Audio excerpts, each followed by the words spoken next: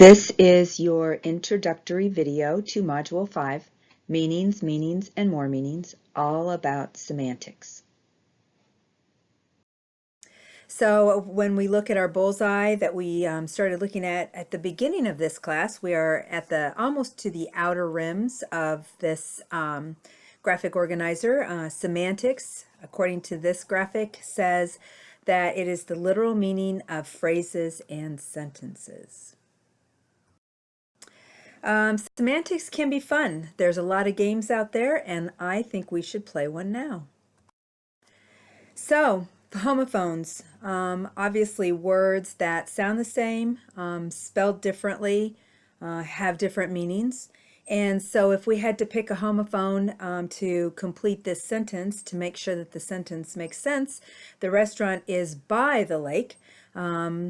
You would need to decide whether it's B-U-Y or B-Y. And if you chose B-Y, you are correct. You just earned 1 point. Here's another one. We'll drive through planes on our trip. Another homophone pair. And if you are thinking that planes, P-L-A-I-N-S, is correct, you are right. You now have 2 points. And last but not least, the horse's mane is so shiny. Which homophone makes that sentence make sense? And if you chose mane, M-A-N-E, you are correct. You have earned 3 points. Good job. This is a game. There's many of them out there. This one comes from education.com, and they are a fun way to teach these kinds of semantic concepts. Semantics can save a man from a hamburger. So now we know that semantics can be funny as well. In the readings, there is a link to an article that discusses semantics, in the definition of semantics briefly. And within that article, it talks about conceptual meanings, and it uses this as an example. It's a nice connection to our work with syntax. So in the following sentence, the hamburger ate the man, syntactically this is an acceptable sentence for the English language. We've got the noun phrase, we've got the verb, and the noun phrase. However, semantically it is incorrect. It's a nonsense sentence because the conceptual meaning of hamburger does not fit the meaning of that sentence. So in semantics, we focus on the conceptual meaning of words. Semantics can be confusing. Here is a list of some of the vocabulary that appears in the West chapter that you're reading for this module.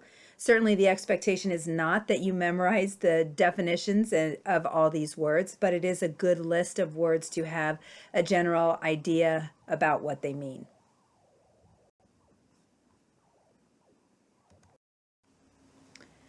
And if those word lists didn't overwhelm you, these two graphic organizers probably will. However, if you give them a minute and get the general gist of how these organizers and charts are organized, they do a pretty nice job of helping you make connections between similarities and differences between some of those vocabulary words we get from West. Semantics can be infuriating, especially for our ELL learners and our struggling readers. 2 examples, idioms and metaphors.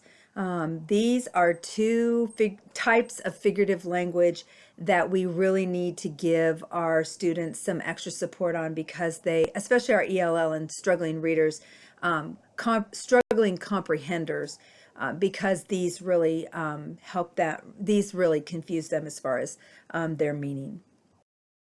So what is semantics? Quick definition, short definition, the study of meaning that can be determined from a sentence, phrase, or word. Semantics is an attempt for people to describe and understand the nature of the knowledge about meaning in their language. Outcomes for Module 5. The first one, demonstrate a working knowledge of semantics. 2, be able to identify the importance of semantics in ELL and bilingual classrooms. And number 3, be able to create engaging materials that help students identify meaning and multiple meanings attached to words. So our readings for Module 5 are Chapter 5 in the West book. There's a graduate article, What You Hear and What You Say, Language Performance in English, Spanish-English Bilinguals. The short summary of what semantics is was the article I referred to when I was talking about the hamburger sentence. There's a PowerPoint, and then there's some videos to watch. Module 5 assignments. The discussion, there are 2 to choose from. What impact does semantics have on the reading or ELL classroom? And we have already talked about that a little bit when we talk about idioms and metaphors. And how would you present words with multiple meanings to struggling readers or ELL students? Don't forget APA in-text citations and or a reference list. The assignment, there are 3 to choose from. And again, if you could cite your sources and refer to the readings within your response, that would be great. And finally, for the last 2 assignments, you have the self-evaluation quiz and then your e-learning journal reflection.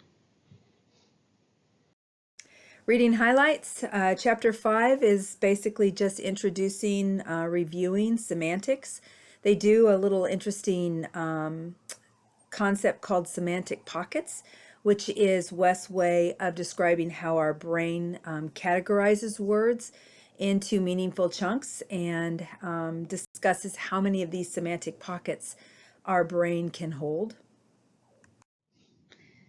The Module 5 due dates will be, the discussion will be due on Tuesday, July 16th, and then on Wednesday, July 17th, everything else will be due.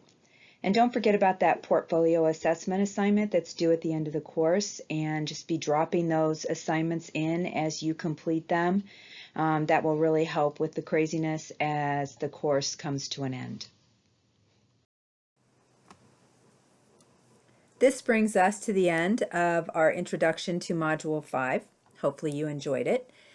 Please continue to send emails with questions, and I will continue to try to respond to them quickly.